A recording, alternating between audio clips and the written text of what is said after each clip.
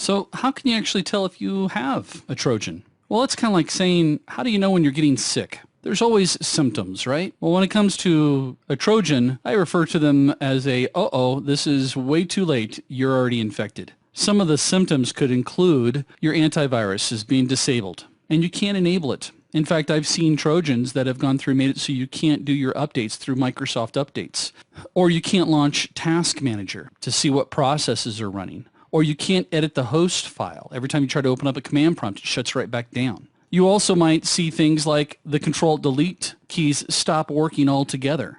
And what'll be funny is the user will just simply reset the PC. And when they get to a login, the Control-Delete screen works there. But as soon as they get in, it stops working and they think that there's something wrong with the software. You could also see the fact that the system just restarts and shuts down all by itself. I bet about 80% of you right now are going, huh. Another symptom would be that your screensaver just arbitrarily changes, maybe to something that you would never have chosen. Some other symptoms also include things like the taskbar just disappearing on you. Now, this could actually be caused by a Trojan or possibly even just me visiting you. I think I've shared this one with you too before, is that I think I'm a wanted man at the local Sam's Club and Costco, because when I get bored, my wife drags me off there to go shopping and I do all the free samples, which, by the way, think about it, the free samples are nothing but socially engineering you. But when I get bored, I'll go over to the computer section and I'll start playing around with some GPO settings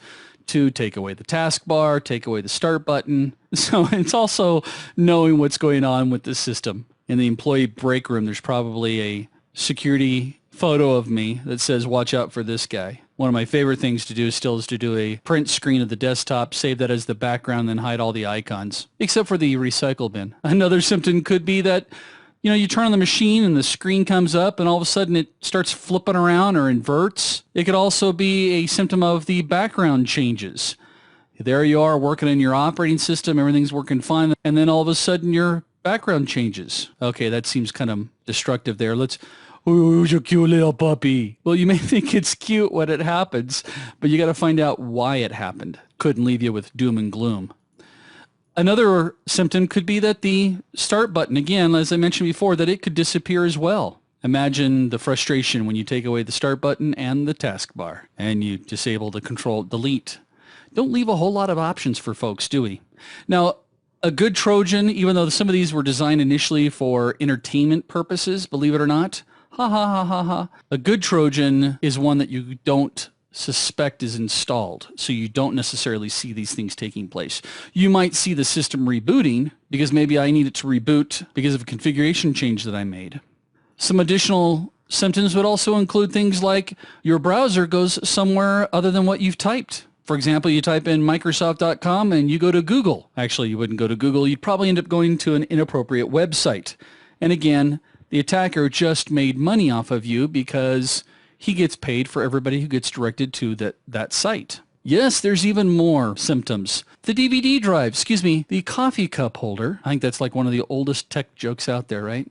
The lady who calls up and says that her coffee cup holder's not working correctly. But it ejects randomly, just out of the blue, click, or you hear it spin up. You might also see that documents start printing, and they're not documents that you sent to the printer. Or how about even the mouse keys get reversed? About that time, I'm going, stupid left-handed people. Oh, wait a minute, I'm left-handed. Stupid right-handed people. But wait, there's more. Yeah, other symptoms could also include a lot of hard drive activity.